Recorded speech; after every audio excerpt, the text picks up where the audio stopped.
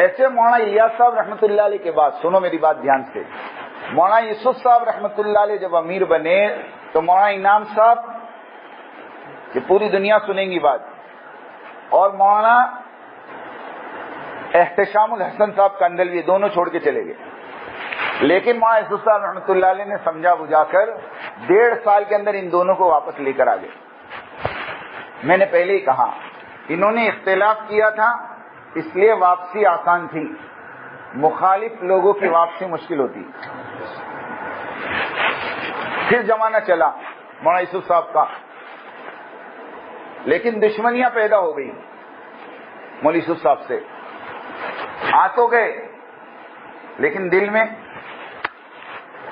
بیچ پڑ گیا.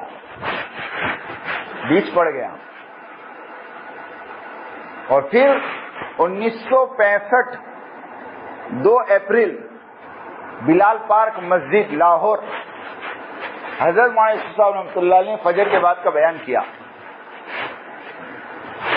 اور بیان سے پہلے یا بیان کے بعد ایک ناشتہ ہوا تھا. اب وہ ناشتے میں کیا تھا اللہ جانے، ورنہ 48 سال کی عمر میں آدمی اتنا جلدی نہیں جاتا جو پوری دنیا میں سفر کر رہا ہو. شکوک شبہات ہیں، کیونکہ جیسے مولانا یوسف صاحب کا انتقال ہوا فوراً پڑوس والوں نے دفن کی تیاری کر لی، قبر کھود دی کہ ان کو یہیں دفن کر دو، یہ باہر بات نہیں جانی چاہیے. وہ تو اللہ جزائے خیر دے مولانا زکریا صاحب کو، انہوں نے ضد کر کے مولانا یوسف صاحب رحمۃ اللہ علیہ کی لاش کو انڈیا بلوایا کہ نہیں یہ تو نظام الدین دفن ہوں گے، ورنہ کیا چکر تھا وہ اللہ جانے. لیکن بیج وہیں پڑ گیا تھا کہ مولانا یوسف صاحب رحمۃ اللہ علیہ کا جب انتقال ہوا تو مولانا زکریا صاحب رحمۃ اللہ علیہ نے مولانا انعام صاحب کو امیر بنا دیا. مولانا انعام صاحب، بعضوں نے کہا کہ مولانا انعام صاحب کو امیر نہیں بنایا تھا، امین بنایا تھا، اور یوں کہا تھا کہ مولوی ہارون چھوٹے ہیں، یہ جب بڑے ہو جائیں تو امانت ان کے حوالے کر دینا. لیکن تقدیر کی بات ہے کہ مولوی ہارون صاحب بڑے ہی نہیں ہوئے یا بڑے ہونے نہیں دیا گیا. دونوں باتیں میں بہت باریکی بات کر رہا ہوں اور میرے پاس سب پروف ہے. کیونکہ جس دن مولوی ہارون صاحب کا انتقال ہوا مولانا یوسف صاحب کے لڑکے کا 1972 میں، تو اس وقت کا ایک واقعہ مفتی یوسف موطالعہ صاحب جن کا بھی انتقال ہوا انگلینڈ میں، ان کی آڈیو یوٹیوب پہ موجود ہے. انہوں نے کہا مولوی یوسف موطالعہ نے کہ میں 1972 میں مولانا زکریا صاحب کی خدمت میں تھا اور مولانا زکریا صاحب کے خطوط پڑھا کرتا تھا اور مولانا زکریا صاحب مجھ سے خطوط کے جوابات لکھوایا کرتے تھے. جب مولوی ہارون صاحب کا انتقال ہو گیا تو مولوی سعد صاحب کی والدہ نے، مولوی اظہار صاحب کی لڑکی نے مولانا زکریا صاحب کو خط لکھا. مولوی یوسف موطالعہ خود کہہ رہے ہیں وہ خط پڑھنے والا میں ہوں، میں نے اس خط کو پڑھا ہے اور اس خط میں لکھا تھا حضرت ایک بات آپ سے کہنی ہے، آپ تو بہت بڑے اللہ والے ہیں، آپ جانتے ہوں گے کہ میرے شوہر کو کس نے زہر دیا، آپ مجھے اس کا نام بتائیں تاکہ جب تک میں دنیا میں زندہ رہوں اس کو بدعا دیتی رہوں.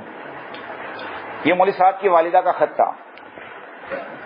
مولوی یوسف موطالعہ کہتے ہیں مولوی زکریا نے مجھے بلایا اور مجھ سے کہا اس کا جواب لکھو، اور جواب میں مولوی زکریا صاحب نے خط لکھا، میری بچی میں جانتا ہوں تیرے شوہر کو کس نے زہر دیا، لیکن میں اس کا نام نہیں بتاؤں گا، اور میں تجھ سے بھی کہوں گا اللہ سے دعا کر اللہ تیرے شوہر کی مغفرت کرے، جنت الفردوس میں جگہ عطا فرمائے، اور اس کا بہترین بدلہ تجھے تیری اولاد کی شکل میں دے. یہ مولوی زکریا صاحب کے خط تھے. لیکن جب وہاں انعام صاحب امیر بنے، بیچ میں بات رہ گئی، تب بھی اختلاف ہوا. اس وقت اختلاف کرنے والے کون تھے پتہ ہے؟ مولانا رحمت اللہ میرٹھی، جو مولوی یوسف صاحب رحمت اللہ علیہ جب سفر میں ہوتے تھے تو فجر کا بیان نظام الدین کا مولوی رحمت اللہ میرٹھی کرتے تھے. یہ آدمی وہ تھا جس کے بیانات پر لوگ دھاڑے مارتے تھے. اب ان کو یہ تھا کہ مولانا یوسف کے جگہ پر بیان تو میں ہی کرتا ہوں, ان کے بعد یہ کرسی تو میری ہے. نہیں سمجھے آپ؟ اب پہلے سے کرسی کا شوق ہو تو ابھی رستے میں ہم کس کا سن رہے تھے, ایک آدمی کسی بزرگ کے پاس گیا, بیٹھ ہوا, ان کے ساتھ رہنے لگا, اور چند مہینوں کے بعد کہا حضرت کچھ تربیت نہیں ہو رہی. کیا کہا؟ حضرت کچھ تربیت نہیں ہو رہی, کچھ فائدہ نہیں ہو رہا آپ کے پاس رہنے کا. کہا کیوں؟ کیا نیت لے کر آئے تھے؟ کہا میں تو آپ کے پاس آپ جیسا بننے آیا تھا. تو کہا پہلے دن سے کرسی کا شوق ہے تو کیا ملے گا؟ پہلے دن سے پیر بننے کی تمنا ہے. نہیں سمجھے آپ؟ تو کیا ملے گا بھائی؟ پہلے مجاہدہ کرو کہ نہیں. سمیر صاحب نے مثال دی, مفتی سمیر صاحب نے مثال دی. ایک بچہ پہلے اسٹوڈنٹ ہوتا ہے نا, اس کے بعد ٹیچر بنتا ہے, اس کے بعد ایگزامینر بنتا ہے. ارے ایسا ہی ہوتا ہے. بولے یہاں تو پہلے دن سے ایگزامینر بن جاتے ہیں. امیر صاحب کو 10 نمبر, فلاں کو 5 نمبر, فلاں کو 2 نمبر. پہلے دن سے فیصلہ کرتا, اس میں کچھ لینے کا نہیں, اس میں کچھ لینے کا نہیں, اس میں کچھ لینے کا نہیں. حضرت صاحب فرماتے ہیں جو اپنے ساتھیوں کے بارے میں یوں کہوے کہ اس کا میرے یہاں کوئی مقام نہیں, قسم خدا کی اس کا خود اللہ کے یہاں کوئی مقام نہیں. جو یوں کہوے اپنے ساتھیوں کے بارے میں کہ اس کو میں نہیں مانتا, تو کہتے اس کو اللہ نہیں مانتا. سیدھی بات ہے. ہاں, تو پہلے دن سے جذبہ یہ تھا کہ مولانا یوسف کے بعد میں امیر بنوں, اور جب امارت نہیں ملی تو چھوڑ کے چلے گئے. مفتی مولانا عبداللہ جھانجی صاحب, مولانا سلیمان جھانجی صاحب کے لڑکے نے مجھے بتایا, حافظ صاحب میں نے اپنی آنکھوں سے دیکھا ہے نظام الدین کے سامنے سے گزرتے تھے, سیڑھیوں پہ تھوک کے جاتے تھے. یہ بھی چھوڑ کے گئے, اور ان کے ساتھ 40 آدمی نکلے. لیکن قسم خدا کی کھا کے کہتا ہوں, پوری تبلیغ کی 100 سال کی تاریخ میں چھوڑنے والے تو بہت ملیں گے, لیکن چھوڑنے کے بعد مورچہ کھڑا کرنے والے ان کے سوا کوئی نہیں.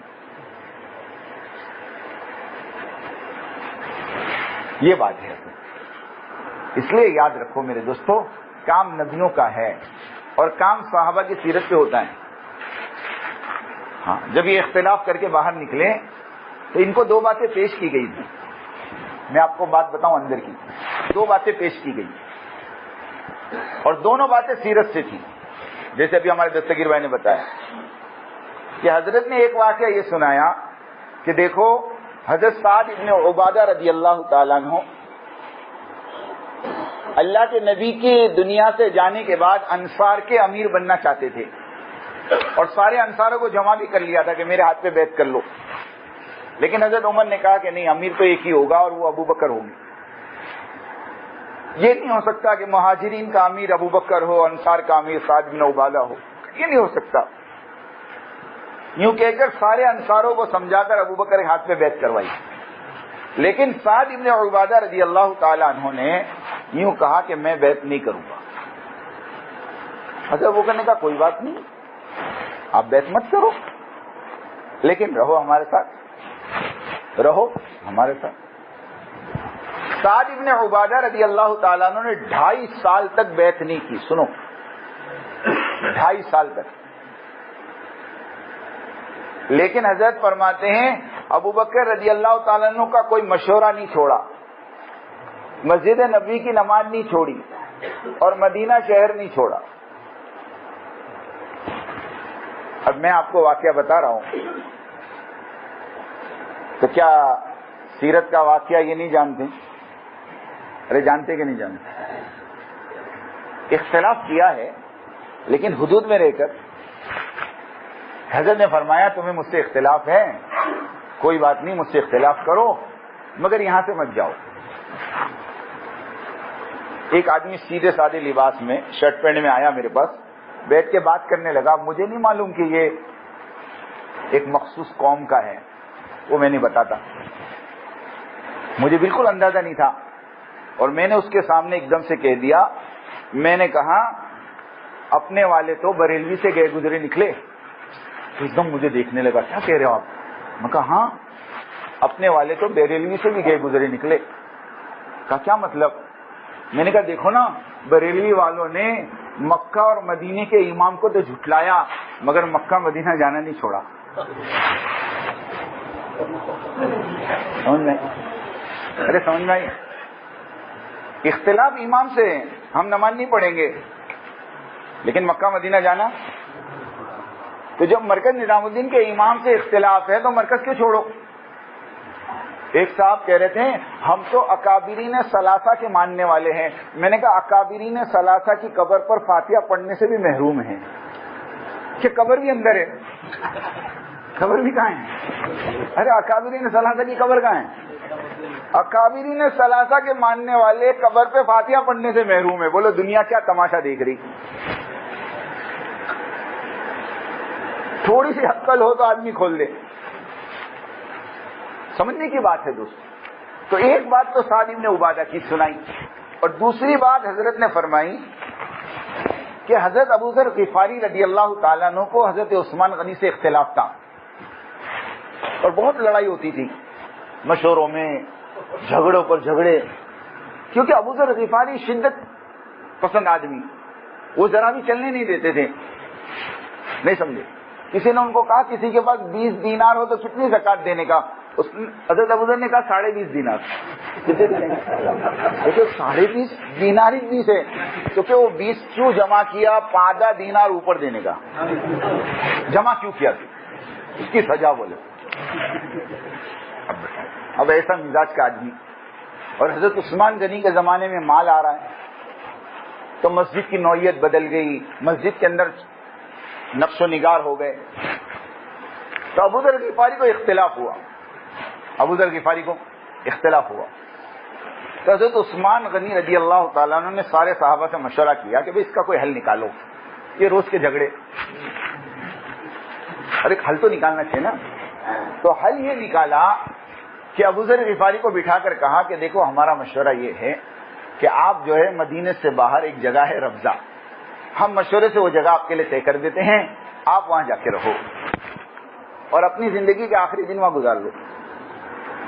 تو ابو ذر جو کہ مخلص تھے نا اور اختلاف کا مخالفت نہیں تھی تو اپنے امیر کی اطاعت کی اور جا کر ربضہ رہنے لگے. آپ لوگ کئی واقعات ربضہ کی پڑھے ہوں گے. وہ واقعہ پڑھا ہوگا کہ ایک غلام رکھا انہوں نے اور پھر وہ اونٹ دوسرا لے کر آیا, ہے نا؟ ارے پڑھا کہ نہیں فضائل اعمال میں؟ اور وہ واقعہ بھی پڑھا ہوگا کہ جب انتقال کا وقت قریب آیا تو اپنی بیوی کو کہا کھانا پکاؤ, تو کہا کس کے لیے؟ کہ ایک جماعت آئے گی جو مجھے دفن کرے گی. تو وہ جنگل میں رہتے تھے, اختلاف تھا ان کو. تو حضرت نے فرمایا کہ اگر تمہیں اختلاف ہے تو تم ہمارے پاس آؤ, ہم مشورے سے کوئی جگہ آپ کے لیے طے کر دیں, آپ وہاں رہ جائیں. بولو سیرت کا فیصلہ تھا نا. اب اتنی بڑی بات سمجھ میں نہیں آ رہی. اب لوگ مجھے کہتے ہیں کہ تم کو زیادہ سمجھ میں آتا ہے کہ ان کو. میں نے کہا ایک بات بول, سیدھی سیدھی بات بول. ایک عالم شیخ الحدیث وہ کعبۃ اللہ کی طرف بیٹھ کے پیشاب کریں اور میرے جیسا جاہل اس کو کہے حضرت قبلہ ہے, تو تیرے جیسا کوئی جاہل وہاں کھڑا ہو کہ تیکو زیادہ سمجھ پڑتی کہ شیخ الحدیث کو. اسی بات تو ہم کو بھی سمجھ پڑتی. ارے اس کی تو ہم کو بھی عقل ہے نا بھائی. ہم یہ نہیں کہہ رہے اختلاف غلط ہے, ہم کہہ رہے ہیں اختلاف کے بعد جو طریقہ ہے وہ غلط ہے. یہ طریقہ نہیں ہوتا اختلاف کا, ورنہ صحابہ میں اختلاف اس سے بڑے ملیں گے. ہاں, امام ابو حنیفہ اور امام شافعی کی نماز میں 4 رکعت میں سننا کان کھول کے, فضائل اعمال میں لکھا ہے, میں نہیں بولتا, 4 رکعت میں 200 مسئلے اختلاف والے ملیں گے تمہارے کو. تم تو خالی رفع دین جانتے ہو, آمین بالجہر جانتے ہو, 200 مسئلے. امام حنیفہ رحمۃ اللہ علیہ کہتے ہیں امام کے پیچھے سورہ فاتحہ پڑھنی پڑے گی, اور امام شافعی کہتے ہیں فاتحہ پڑھنا حرام ہے, نہیں پڑھ سکتے آپ. معاف کرنا، امام حنیفہ کہتے ہیں نہیں پڑھ سکتے، امام شافعی کہتے ہیں پڑھنا پڑے گی۔ امام شافعی کیا کہتے ہیں؟ پڑھنا ہی پڑے گی۔ اسی لیے کہ کسی شافعی مسجد میں تم نماز پڑھو گے نا تو ولضالین آمین کے بعد تھوڑی دیر رکتے ہیں اور پھر سورت پڑھتے ہیں۔ کیوں؟ اتنی دیر میں مصلی سورہ فاتحہ پڑھتے ہیں۔ ہاں، امام حنیفہ رحمۃ اللہ علیہ کے نزدیک وضو کو توڑنے والی چیزیں 8 ہیں۔ وضو کو توڑنے والی چیزیں 8 ہیں، اور امام شافعی رحمۃ اللہ علیہ کے نزدیک بیوی کو ہاتھ لگا تو بھی وضو ٹوٹ جائے گا۔ ہاں، قرآن سے ثابت کیا انہوں نے، اولا مستم النساء، اولا مستم النساء، اسے ثابت کیا انہوں نے۔ تو ایسا اختلاف تم کو ائمہ میں ملے گا، لیکن آج تک تم نے کبھی اماموں کو لڑتے دیکھا؟ ارے بولو، کبھی مسجد سے نکالتے دیکھا؟ ارے بولو، یہ سنت صرف انہوں نے زندہ کری۔ ہاں، کوئی اختلاف نہیں۔ امام شافعی رحمۃ اللہ علیہ امام ابو حنیفہ رحمۃ اللہ علیہ کی قبر پر گئے اور وہاں جا کر نماز پڑھی اور نماز میں رفع دین نہیں کیا۔ مریدوں نے کہا حضرت آپ تو رفع دین کے قائل ہیں، اور ابھی جو شیخ یونس جونپوری جو مظاہر العلوم کے شیخ الحدیث ہے نا، ان کا جملہ میں نے اپنے کانوں سے آڈیو میں سنا۔ اتنا بڑا محدث آدمی کہہ رہا تھا کہ امام شافعی رحمۃ اللہ علیہ کے پاس رفع یدین کرنے کے جواز کے جو دلائل ہیں وہ امام ابو حنیفہ کے نہ کرنے کے دلائل سے مضبوط ہے، مگر میں حنفی اس لیے میں نہیں کروں گا، باقی دلائل ان کے مضبوط ہیں۔ ایسا مضبوط آدمی جب امام ابو حنیفہ رحمۃ اللہ علیہ کے مزار پہ پہنچا تو رفع دین نہیں کیا۔ مریدوں نے پوچھا کہ آپ نے رفع دین نہیں کیا؟ تو امام شافعی نے قبر والے کی طرف اشارہ کر کے کہا میں نے اس کے اکرام میں رفع دین چھوڑ دیا۔ ہاں، اختلاف کی جگہ پر دوستو، حدود اختلاف کتاب مولانا زکریا صاحب کی پڑھو۔ حدود اختلاف ملتی بھی نہیں اب مارکیٹ میں، غائب ہو گئی جب سے اختلاف ہوا۔ ہاں، ووٹ ڈھونڈا نہیں ملتی ہو، وہ پڑھو اختلاف کی حدیں کیا ہوتی ہیں۔ میں ایک مرتبہ مشورے میں بیٹھا تھا تو ایک اللہ والے یوں کہہ رہے تھے دیکھو اختلاف میں پڑھ کر اللہ کے سامنے مجرم بن کر حاضر مت ہو، بلکہ مظلوم بن کر حاضر ہو۔ کئی زبان سے ایسے جملے مت نکالو کہ تم مجرم بن جاؤ۔ ہاں، اس لیے ہم کہتے ہیں اختلاف کرو لیکن حدود میں رہ کر کرو، کل کو واپس آنا پڑے تو دروازے کھلے رہے، اتنے آگے مت بڑھ جاؤ کہ ریورس بند ہو جاوے۔ سمجھ رہے میری بات؟ اتنے آگے چلے گئے کہ اب واپسی کے راستے نظر نہیں آ رہے۔ ہاں، واپسی کے راستے نظر نہیں آ رہے۔ ابھی میرے پاس ایک آڈیو آئی، کسی نے محمد لاٹ صاحب سے کہا آپ نظام الدین واپس چلے جاؤ، تو کہہ رہے واپس چلے جاؤ واپس چلے جاؤ، سر پھڑوانے جاوے، جان کا خطرہ ہے ہمارا۔ تو حضرت مولانا صاحب نے کہا کہ مولانا یوسف صاحب رحمۃ اللہ علیہ کو 1947 میں یوں ہی کہا تھا کہ جب دیش بٹا تھا، کہا آپ پاکستان چلے جاؤ، نظام الدین میں آپ کی جان کو خطرہ ہے۔ تو مولانا یوسف صاحب رحمۃ اللہ علیہ نے کہا تھا کہ جان سے زیادہ مرکز بچانا فرض ہے۔ کیا بچانا فرض ہے؟ اور اب کیا کہہ رہے لوگ؟ جان بچانا فرض ہے۔ تو پوچھو جان بچانا فرض ہے مرکز بچانا فرض ہے؟ اس کے لیے میرے دوستوں میں یہ ساری باتیں اس لیے نہیں کر رہا، بلکہ میں تو آپ لوگوں کو صرف اطمینان دلانا چاہتا ہوں کہ اللہ کا روزانہ 2 رکعت پڑھ کر شکریہ ادا کریں کہ اللہ پاک نے ہمیں بہت صحیح جگہ پر اور بہت صحیح امیر کی عمارت میں کام کرنے کے اللہ نے توفیق۔ سچی کہتا ہوں، ایسا آدمی زندگی میں نے کبھی نہیں دیکھا، بلکہ دنیا نے نہیں دیکھا۔ ہمارے بمبئی کے ایک ذمہ دار کہہ رہے تھے میں 15 دن کینیڈا ساتھ میں رہا حضرت کے علاج کے لیے، 15 دن 24 گھنٹے میں نے حضرت کے دیکھے، حضرت صرف نماز کے ٹائم پہ نماز، ورنہ منتخب حیات الصحابہ، منتخب حیات الصحابہ، بس اس کے علاوہ کوئی عمل ہی نہیں ان کے پاس۔ نہ کسی کی غیبت سنتے ہیں نہ کسی کی غیبت کرتے ہیں،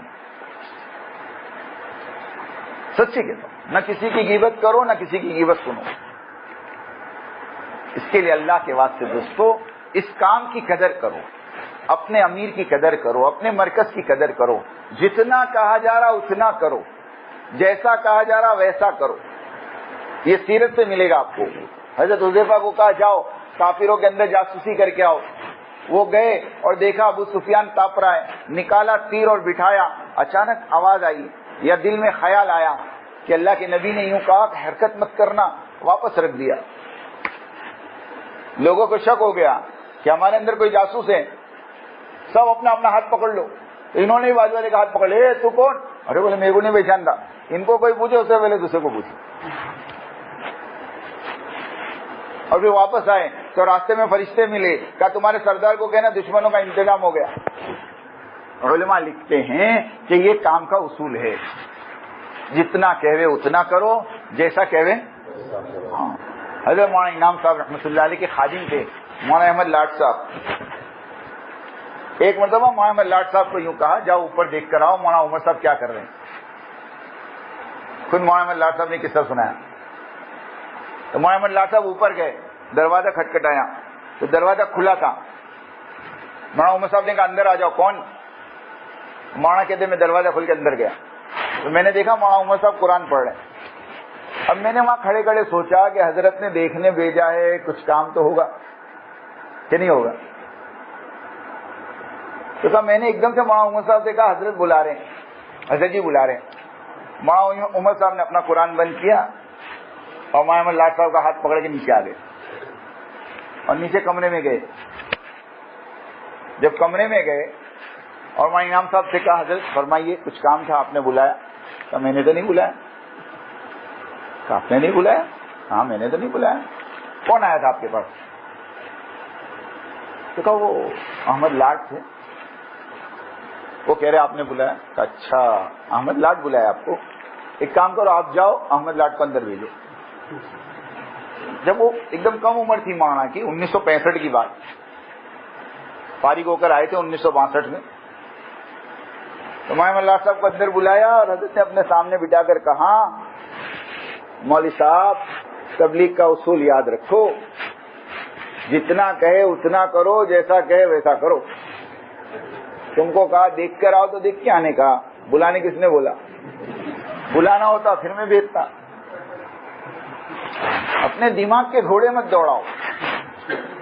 سنو اس وقت نظام الدین سے جو بات کہی جا رہی وہ کرو تو تمہاری ترقی ہے. اس سے ہٹ کر ترقی ہو ہی نہیں سکتی، اس سے ہٹ کر ترقی ہو ہی نہیں سکتی. ہاں لوگ تم کو گمراہ کریں گے، یہ نہج نہیں ہے وہ نہج نہیں ہے. میاں جی مہراب صاحب رحمۃ اللہ علیہ کا جملہ ان کو سناؤ جو تم کو کہے نا نہج نہیں ہے، اس کو میاں جی مہراب صاحب کا جملہ سناؤ. میاں جی مہراب صاحب رحمۃ اللہ علیہ فرمایا کرتے تھے بنگلے والی مسجد کے ممبر سے جس زمانے میں جو بات کہی جائے وہ اس زمانے کا نہج ہوگا. بات ختم ہو گئی. کیا کہا؟ بنگلے والی مسجد کی مرکز سے جس زمانے میں جو اصول بتایا جاوے وہ اس زمانے کا نہج ہوگا. اس زمانے کا نہج یہ ہے، نہیں سمجھا آپ کہ مسجد کی آبادی اور ایک دن فضائل اور ایک دن منتخب کی تعلیم، گھروں کے اندر قرآن کے حلقے، اس میں ہمیں کوئی اختلاف نہیں ہونا چاہیے. یہ سب عہد کرو انشاءاللہ کریں گے سب. اس میں کوئی اختلاف نہیں ہے. ہاں ایک صاحب نے مجھے کہہ رہے تھے وہ ایک ہی کتاب تھی اچھی خاصی، یہ دوسری کتاب شروع کر دی، کتنا انتشار ہے نا دنیا میں. میں نے کہا ٹھیک ہے، آپ کو کس نے کہا ایک تھی؟ کہ ایک ہی تو تھی. میں نے کہا ایک تھوڑی تھی، حضرت مولانا الیاس صاحب رحمۃ اللہ علیہ کے زمانے میں 5 کتاب تھی. کہ ہاں 5 تھی؟ میں کہا ہاں 5. کون سی؟ میں کہا سن، ایک حکایت صحابہ تھی، ایک فضائل نماز تھی، ایک فضائل تبلیغ تھی، ایک فضائل ذکر تھا اور ایک فضائل قرآن. کتنی کتاب ہوئی؟ 5 تھی نا. اس کے بعد فضائل صدقات کب لکھی گئی؟ میں دلیل دوں. فضائل صدقات کا آخری صفحہ جہاں فضائل صدقات ختم ہوتی ہے نا، اس پہ لکھا ہے الحمدللہ یہ کتاب سن 1949 میں پوری ہوئی. 1949 میں فضائل صدقات اور فضائل حج لکھی گئی.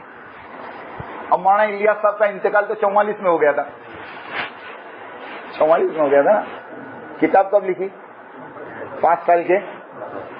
تو فضائل صدقات کو ان تعلیم میں کس نے شامل کیا؟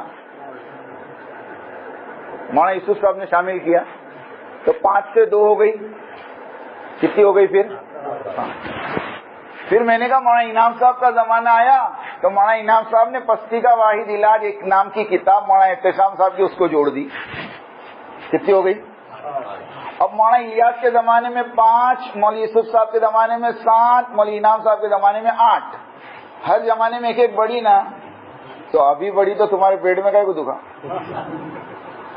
بولو تو ایک کر نا. میں کہا میں 7 میں بائنڈنگ کر دیتا. منتخب بھی فضائل اعمال اتنی موٹی ہوتی. ایک کچھ پڑھو نا، 2 کو پڑھتے. تو تم 7 کتاب 7 میں بائنڈنگ کرو. دنیا کو ایک کتاب ایک کام. کیا بیوقوف ہے؟ میں نے میری آنکھوں سے 1995 میں اور 94 میں جب میرا شروع کا وقت تھا، ہمارے والد صاحب کے پاس تبلیغی نصاب کر کے کتاب دیکھی. فضائل اعمال کے الگ رسالے ہوتے تھے، فضائل ذکر کے الگ ہوتے تھے کہ نہیں؟ اس زمانے میں 2 روپے کے ملتے تھے. 1.5 روپے کا، 2 روپے کا. یہ تو زبردستی کی ایک بات ہے. بغیر مشورے کے مجھے یہ بتاؤ مشورے کا اصول کیا؟ مشورے کا اصول کیا؟ کہ مشورے کا اصول یہ ہے کہ آپ مشورے میں بیٹھ کے رائے دے دو، اور رائے دینے کے بعد امیر اگر تمہاری رائے کے خلاف فیصلہ کر دے تو تمہارے ماننا کہ نہیں ماننا؟ کہ نہیں ماننا؟ اچھا امیر قلت رائے کثرت رائے کا پابند ہے کیا؟ ہاں؟ بلکہ میرے کو تو یہ اصول سکھایا گیا بچپن میں کہ تمہاری رائے پر فیصلہ ہو جائے تو ڈرو، اور تمہاری رائے پر فیصلہ نہ ہو تو خوش ہو جاؤ. ارے صحیح ہے کہ نہیں؟ اب مشورے میں بیٹھے ہیں، 4 آدمی نے کہا کتاب نہیں چلنی چاہیے اور 5 نے کہا چلنی چاہیے. اب امین نے فیصلہ کر دیا کہ چلے گی. اب وہ 4 کہے نہیں ہم نے تو نہ بولا تھا، کہیں کو چلائے. ابھی باہر نکل کے کہے نہیں مشورے سے نہیں ہے، تو مشورے سے نہیں ہے. وہ خود ان کو پوچھو، قرآن پہ ہاتھ رکھ کے قسم کھا کے کہے کہ کعبۃ اللہ کے اندر جب تم بیٹھے تھے اور منتخب کی جب بات آئی تھی اور باقاعدہ ظہر کے مشورے میں طے ہوا تھا کہ منتخب پڑھی جائے گی، اور آج منتخب کی بسم اللہ عصر کی نماز کے بعد حاجی عبدالوہاب صاحب کریں گے. یہ طے ہوا تھا، یہ اس سے پہلے کی میری بات میں ہے. لیکن ایک پوری پلاننگ کے ساتھ عصر کے بعد حاجی صاحب کو کعبۃ اللہ میں نہیں آنے دیا گیا. وہ نہیں آنے دینے والے کون تھے؟ آپ تحقیق کرو. پھر حضرت نظام الدین میں آ کر حضرت نے مشورہ کیا اور پھر بات رکھی کہ بھئی یہ چیز ہوئی ہے اور اس کو کیا کرنا. سارے نظام الدین کے اکابرین نے کہا ہونی چاہیے ان چند کے علاوہ، اور وہ چیز مشورے سے طے ہوئی. تب جا کر حضرت نے کھلے عام جو سب سے پہلا اعلان کیا 2006 کے مالیگاؤں کا اجتماع، آپ کو یاد ہو، اس میں اسٹیج کے اوپر سے حضرت نے کہا تھا کہ منتخب عمومی تعلیم میں پڑھی جائے گی، اور اس کے بعد 2006 سے لے کر 2012 یا 13 تک ہمارے گجرات میں مسجدوں میں پڑھی گئی ہے. پھر بعد میں ایک دم سے اعتراض آ گیا کہ بھئی اس میں فائدے نہیں ہیں، امت گمراہ ہو رہی. میں نے کہا کتنے گمراہ ہو گئے، لسٹ بھیجو میرے پاس. کون گمراہ ہوا؟